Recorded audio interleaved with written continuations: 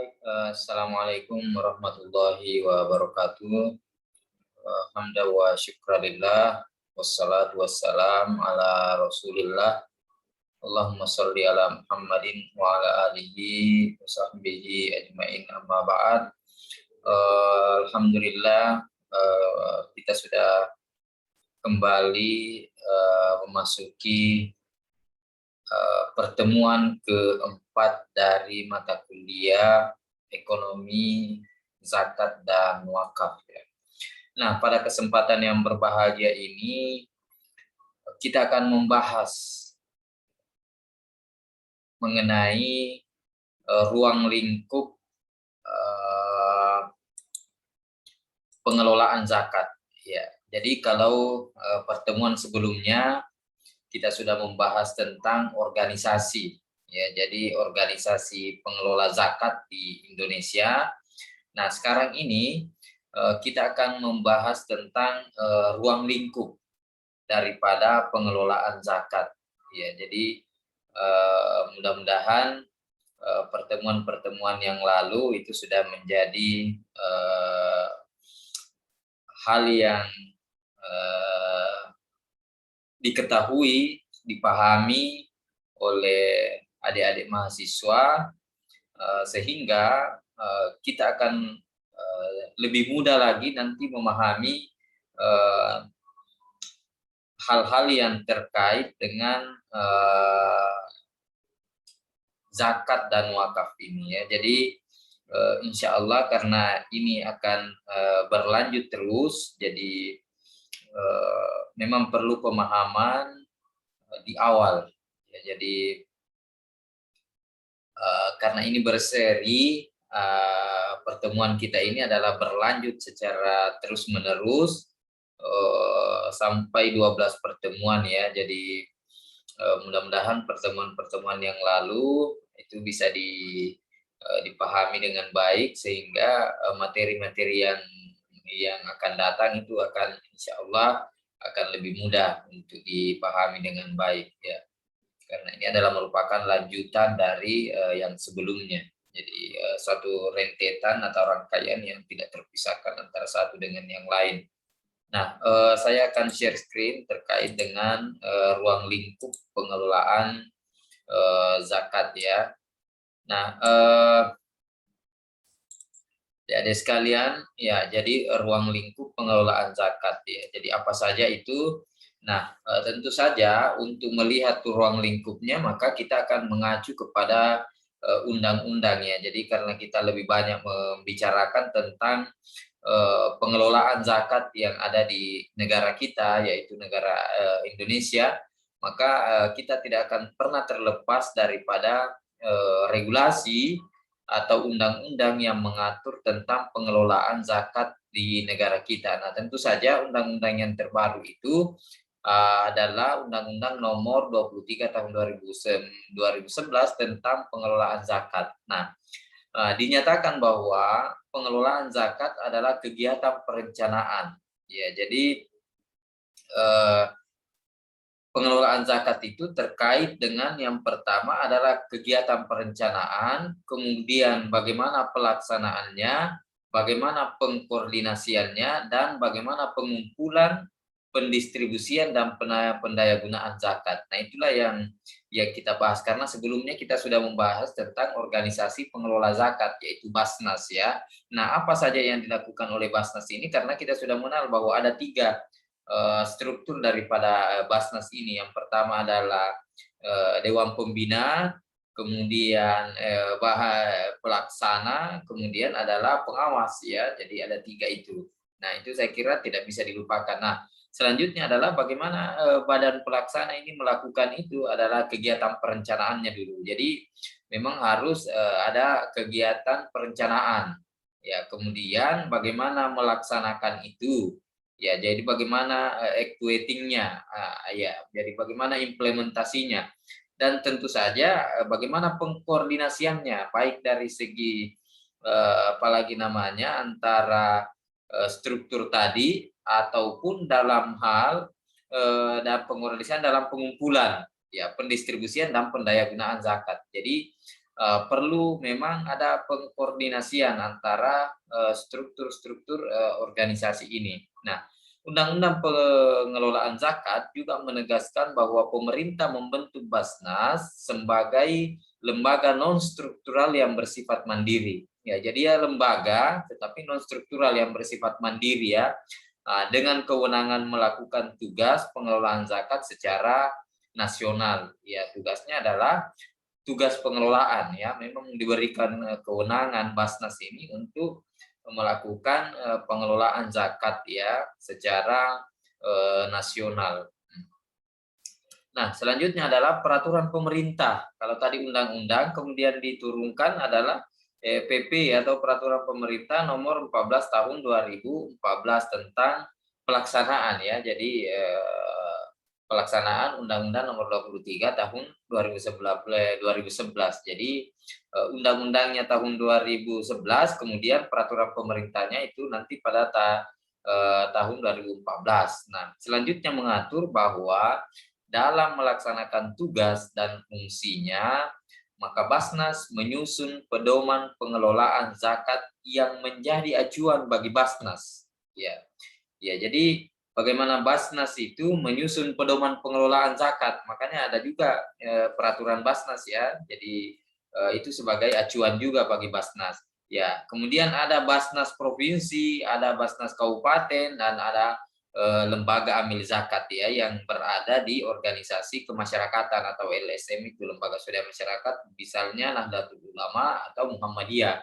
Ya, jadi itu ada acuan bagi mereka untuk melakukan pengelolaan zakat baik dari segi pendistribusian, pengumpulan, pendistribusian dan pendayagunaan zakat itu tadi. Nah, kemudian, sehubungan dengan amanat Undang-Undang Pengelolaan Zakat, Basnas melalui Dewan Pertimbangannya telah mengeluarkan surat keputusan tentang pedoman pengumpulan dan pentasarrufan zakat. Jadi, tasarruf itu adalah semacam bagaimana mereka mengelola itu, bagaimana mereka melakukan itu. Ya, zakat, infak, dan sedekah yang menentukan hal-hal sebagai berikut. Ya. Jadi, ada hal-hal yang perlu diperhatikan bahwa ada namanya zakat muqayyadah. Ya. Nah, zakat muqayyadah perseorangan dapat disalurkan ke wilayah muzakki. Ya, jadi zakat muqayyadah, zakat yang terikat ya, yang apalagi namanya, yang dia terikat ya. Nah, perseorangan dapat disalurkan ke wilayah muzakki. Jadi di tempat orang yang mengeluarkan itu, ya, jadi di tempat orang yang mengeluarkan zakatnya, ya, jadi dia disalurkan di sana. Jadi di mana muzaki mengeluarkan zakat di daerah mana, maka di daerah situlah kemudian zakat itu diserahkan. Ya. Kemudian yang kedua adalah zakat muqayyadah perusahaan. Jadi ada perseorangan, ada perusahaan ya. Jadi zakat yang terikat itu ada yang perseorangan, ada yang perusahaan. Nah, perusahaan ini hanya diperbolehkan untuk perusahaan swasta yang sahamnya dimiliki oleh mayoritas muslim. Ya, jadi itu ya. Jadi salurkan ke wilayah muzaki. Kemudian yang ketiga adalah zakat muqayyadah perusahaan boleh diberikan kepada mustahik yang diinginkan di seluruh Indonesia. Jadi ada juga zakat yang perusahaan boleh diberikan kepada mustahik yang diinginkan di seluruh Indonesia. Ya, zakat muqayyadah perusahaan ya. Kalau persorangan tadi kan di wilayah muzaki. Kemudian yang keempat adalah amil tidak boleh mendapatkan hak amil atas zakat muqayyadah, tetapi boleh meminta ujrah atas kegiatan pelaksanaannya dari muzaki apabila pelaksanaannya dilakukan bekerja sama dengan badan amil zakat atau Basnas daerah. Ya, maka maka fee-nya atau apalagi namanya itu yang dia dapatkan itu ujrahnya dibagi dengan Bas daerah. Ya, jadi itu. Jadi sebenarnya amil tidak boleh mendapatkan amil zakat muqayyadah, tetapi boleh meminta fee atas kegiatan pelaksanaannya dari muzaki. Ya, jadi itu ya. Jadi ini ketentuan-ketentuan yang terkait dengan zakat itu tadi yang saya sebutkan di sini. Ya, jadi ada surat keputusan ya dari Dewan Pertimbangan. Ya. Nah, kemudian selanjutnya ya hak amil. Ya. Nah, yang pertama adalah kalau tadi kita membahas tentang zakat ya, zakat muqayyadah itu bagaimana saja melakukannya, kemudian di mana apalagi namanya didistribusikan. Nah, sekarang yang kedua adalah hak amil.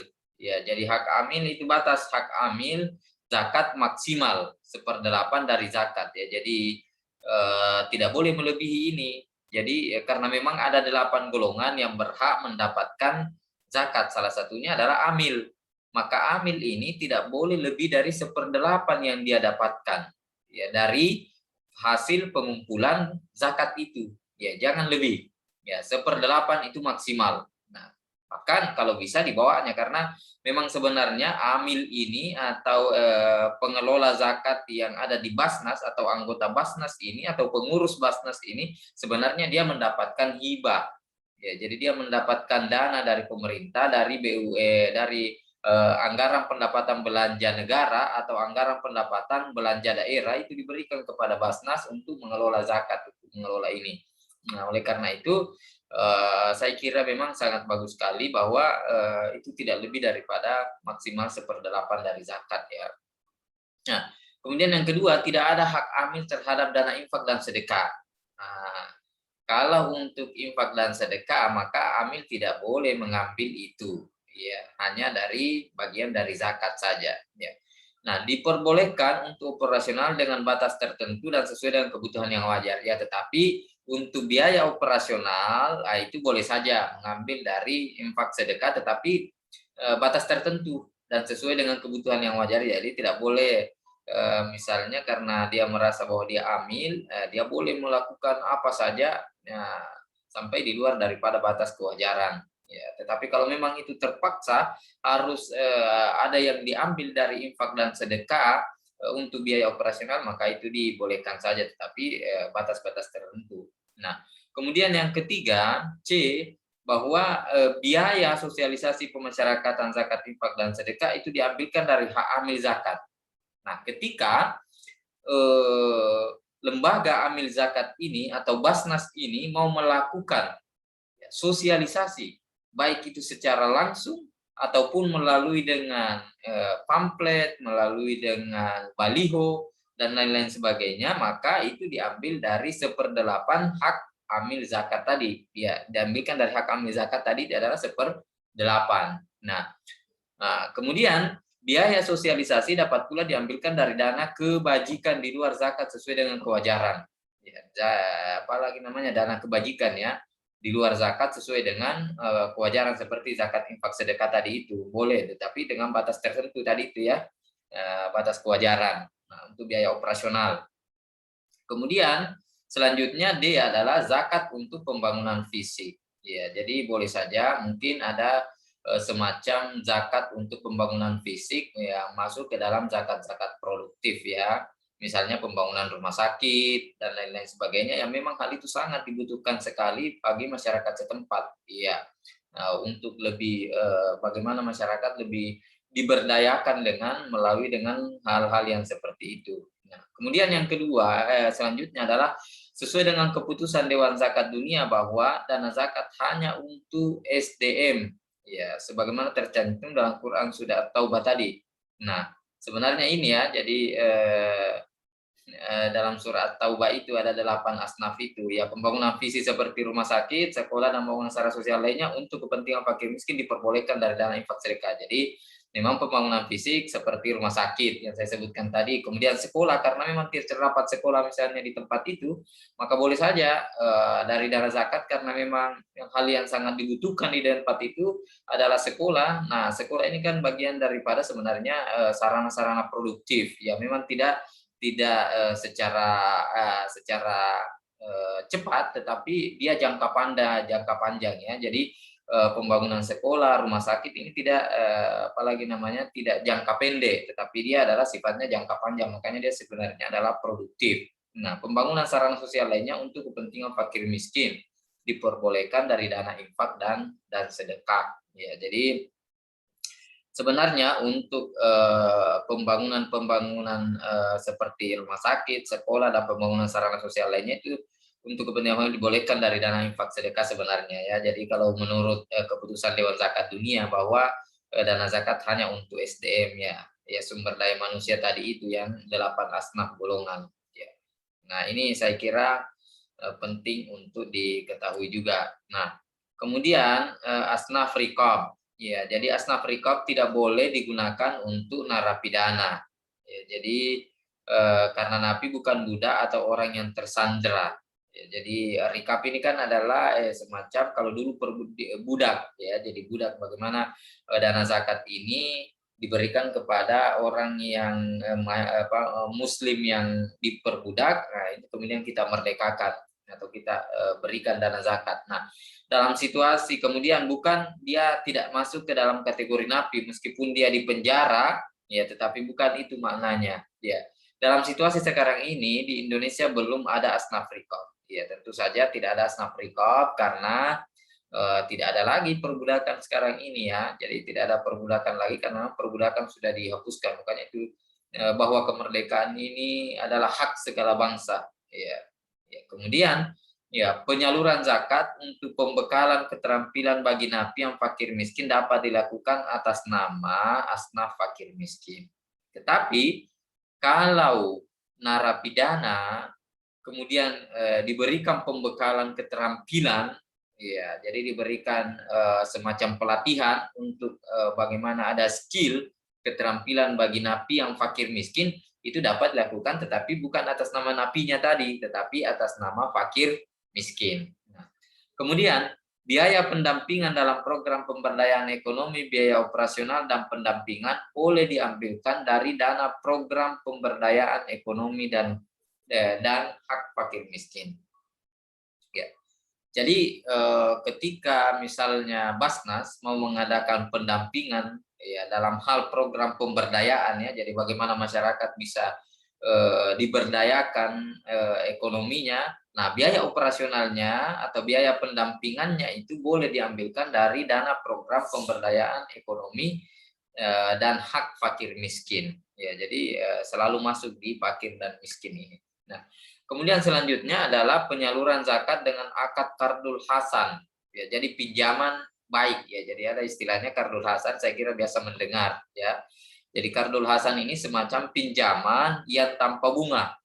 Ya, jadi diberikan kepada orang-orang yang berhak pada mustahik dengan akad kardul hasan itu dibolehkan ya. Jadi semacam bantuan modal kemudian tanpa bunga. Jadi dia mengembalikan pokok saja kecuali kalau dia merasa bahwa dia mendapatkan keuntungan dari modalnya itu, kemudian dia berinfak juga, itu lebih bagus ya, lebih bagus. Nah, itu saya kira banyak yang terjadi di badan-badan amil zakat di daerah ya. Jadi memberikan modal, kemudian dia cicil kembali pokok pinjamannya itu, tetapi biasanya dia menambahkan dengan biaya atau infak yang diberikan kepada Basnas karena dia mendapatkan keuntungan dari modal tersebut. Nah, apabila mustahik tidak bisa mengambilkan al-kardul hasan, maka dana yang sudah disalurkan boleh diberikan kepada mustahik yang bersangkutan. Ya, jadi mustahik tidak bisa mengembalikan ya. Jadi persoalannya adalah misalnya dia diberikan modal, tetapi mungkin dia mengalami kebangkrutan, tetapi tentu saja insya Allah akan diberikan pendampingan ya dari Basnas. Biasanya ketika memberikan modal pinjaman itu biasanya diberikan pendampingan usaha. Nah, tetapi kalau memang di luar daripada kehendak kita manusia, terjadi hal-hal yang tidak kita inginkan, misalnya bangkrut atau mustahik tadi yang diberikan modal bermasalah sehingga dia tidak mampu mengembalikan, maka itu dihapuskan ya, jadi tidak ada masalah ya. Nah, kemudian bantuan kepada amil dan dalam kondisi mendesak penyaluran zakat kepada amil dengan kondisi yang amat membutuhkan ya. Jadi bantuan kepada amil dalam kondisi mendesak penyaluran zakat ya kepada amil dengan kondisi yang membutuhkan dan memenuhi kriteria fakir miskin boleh diberikan atas nama asnaf fakir miskin. Ya, jadi bagaimana ketika misalnya amilnya itu ternyata adalah miskin, ya, dia tidak mampu juga, dia masuk dalam kategori miskin, maka boleh dia mengambil bagian sebagai fakir miskin. Ya. Nah, sekarang ini kita lihat yang kriteria mustahik. Ya, apa saja kriteria orang yang berhak mendapatkan zakat? Nah, yang kan sudah jelas 8 asnaf itu tadi, tetapi ada kriterianya. Yang pertama, kriteria mustahik basnas adalah orang yang tidak mampu memenuhi al-hajatul asliyah. Nah, apa yang dimaksud dengan al-hajatul asliyah adalah sandang, pangan, dan papan itu tidak mampu dia penuhi. Maka boleh dia mengambil bagian daripada zakat itu. Nah, ini kriteria pertama mustahiknya ya. Nah, kemudian dalam kondisi saat ini di Jakarta yang tergolong mustahik adalah yang pendapatannya maksimal 20.000 per orang per hari. Jadi tergantung ya, jadi beda-beda antara suatu daerah dengan daerah yang lain tentang berapa maksimal pendapatan dalam sehari sehingga dia dikategorikan sebagai orang yang miskin atau orang yang fakir, yang mustahik, orang yang berhak mendapatkan zakat. Nah, kalau di Jakarta, nah mustahik ini adalah yang pendapatannya maksimal 20.000 per hari. Jadi 20.000 ke bawah. Ya, jadi maksimal. Jadi dia sudah paling banyak mendapatkan 20.000 per hari. Berarti 20.000 kali 30 itu sama dengan sekitar 600 ya, 600.000. Ya, jadi 20.000 dalam 10 harinya itu adalah 200.000. Ya, 200.000. Berarti dalam 30 hari adalah 600.000 per bulan. Nah, kalau di Jakarta pendapatannya 600.000 ke bawah, maka itu masuk dalam kategori mustahik, ya, masuk dalam kategori orang-orang yang berhak mendapatkan zakat. Nah, kalau kita di Palopo misalnya ya tergantung nanti kita lihat apalagi namanya hasil kajian dari Badan Amil Zakat berapa maksimal pendapatannya. Ya, ya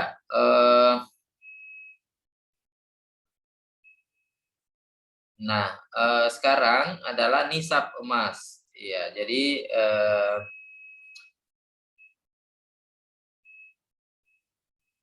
nisab emas adalah 85 gram sesuai dengan pendapat Dr. Yusuf Al-Kardawi dan Muhammad Zuhaili. Ya, kemudian penyaluran zakat untuk bantuan atau biaya studi perguruan tinggi. Ya, jadi ternyata boleh juga untuk memberikan bantuan beasiswa atau biaya studi di perguruan tinggi. Nah, kemudian penyaluran dana zakat untuk beasiswa baik itu untuk sarjana, magister dan doktor itu atau S2, S1, S2, S3 itu diutamakan kepada mahasiswa yang tergolong fakir miskin. Ya, jadi tetap Basnas juga bisa memberikan beasiswa ya dalam bentuk beasiswa bantuan dalam studi itu kepada S1, S2 dan S3, tetapi itu ditamakan kepada mahasiswa yang tergolong fakir miskin ya. Bagi mahasiswa yang tidak tergolong fakir miskin tetapi sangat membutuhkan biaya dapat diberikan dengan asnaf fi sabilillah ya, karena ada memang asnaf adalah fisabilillah, orang-orang yang berada di jalan Allah. Nah, salah satu orang yang berada di jalan Allah itu adalah orang-orang yang menuntut ilmu. Ya, man salaka tariqan yaltamisu fihi ilman, sahalallahu lahu tariqan ilal jannah. Jadi siapa yang menuntut ilmu itu salah satu orang yang berada di jalan Allah. Jadi memang dia masuk dalam kategori 8 asnaf yang berhak mendapatkan zakat. Lembaga pengelola zakat adalah lembaga yang mengelola dana publik, ya, sehingga isu transparansi menjadi hal yang sangat krusial untuk diperhatikan. Ya, selain zakat core principles, Basnas melalui pusat kajian strategisnya menerbitkan indeks transparansi organisasi pengelola zakat. Jadi selanjutnya yang harus diperhatikan juga yang masuk ruang lingkup zakat itu adalah dari segi pengelolaan. Ya, pengelolaan maka sangat-sangat ditekankan isu transparansi ya dalam hal pengelolaan zakat. Nah, ada apalagi namanya Basnas melalui pusat kajiannya itu Puskas Basnas itu menerbitkan indeks transparansi organisasi pengelola zakat. Jadi ada indeksnya, ya indeks pengelola transparansinya. Nah, ada 3 dimensi utama yang diukur guna mendapatkan indeks transparansi OPZ atau organisasi pengelola zakat. Nah, ini penting. Misalnya ada yang mau mengelola tentang meneliti tentang indeks transparansi organisasi pengelola zakat. Nah, yang pertama dimensinya itu adalah laporan keuangan. Ya, organisasi pengelola zakat. Nah, tentu saja ya. Jadi apalagi transparansi itu yang pertama hal yang sangat penting adalah bagaimana laporan keuangannya. Ya, nah di situ apakah bisa diakses oleh publik atau tidak atau baik atau bagaimana pengelolaannya. Nah, itu penting sekali ya terkait dengan pengelolaan keuangan ini. Nah, kemudian yang kedua adalah manajemen. Ya, yang saya sebutkan dari hal manajemen terkait dengan manajemen pengelolaan zakat. Ya, jadi baik dari segi perencanaannya, pelaksanaannya, pelaporannya. Nah, ini kan evaluasinya itu kan penting untuk kita ketahui. Nah, kemudian transparansi dari segi program. Ya, jadi tidak boleh asal-asalan, tidak boleh sembrono, ya, tetapi harus ada transparansi kepada masyarakat, kepada khalayak, kepada stakeholder bahwa seperti inilah program-program yang ingin dicapai oleh Basnas, ya. Jadi harus ada rencana-rencana kerja. Nah, ini perlu untuk disosialisasikan dan diketahui oleh publik, ya. Nah, kemudian dimensi transparansi laporan keuangan terbagi menjadi 2, yaitu variabel publikasi laporan keuangan dan kualitas laporan keuangan. Jadi bukan hanya publikasinya, tetapi kualitas laporan keuangannya juga perlu ya untuk diketahui. Kemudian dimensi transparansi manajemen organisasi pengelola zakat dibagi dalam 4 variabel, yaitu variabel standar operasional atau SOP. Ya, jadi penting juga harus ada SOP-nya, ya. Kemudian company profile, ya, kemudian pusat informasi data, ya, jadi harus jelas datanya, ya, company profile-nya.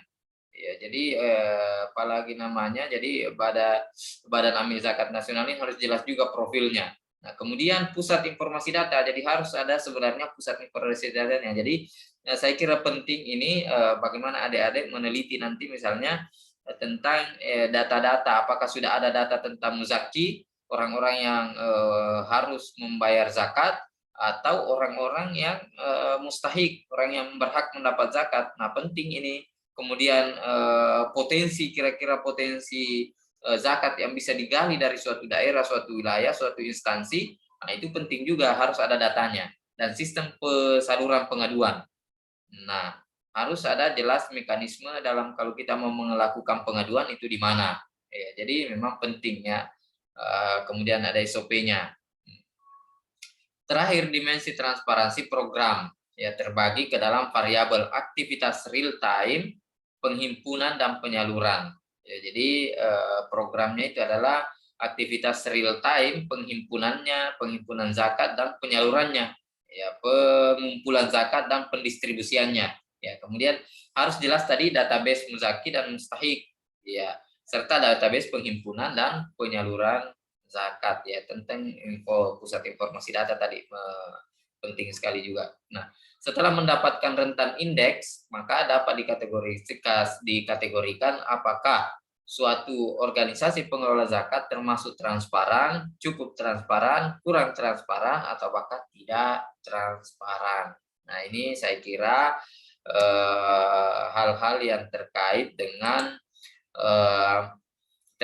ruang lingkup, ya, pengelolaan zakat. Jadi ada banyak sekali tadi tentang ruang-ruang lingkup pengelolaan zakat, ya. Jadi saya kira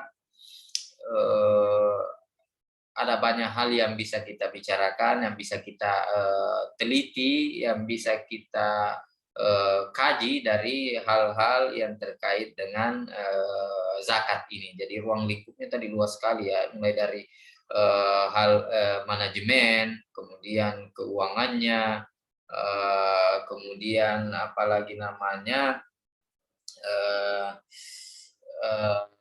orang-orang yang berhak 8 asnaf tadi itu, kemudian siapa saja yang masuk mustahik, siapa yang masuk muzaki. Nah, itu masuk semuanya dalam ruang lingkup pengelolaan zakat. Nah, adik-adik sekalian, saya kira ini pertemuan kita terkait dengan ruang lingkup pengelolaan zakat. Nah, insya Allah sampai jumpa pada pertemuan berikutnya. Ya, Assalamualaikum warahmatullahi wabarakatuh.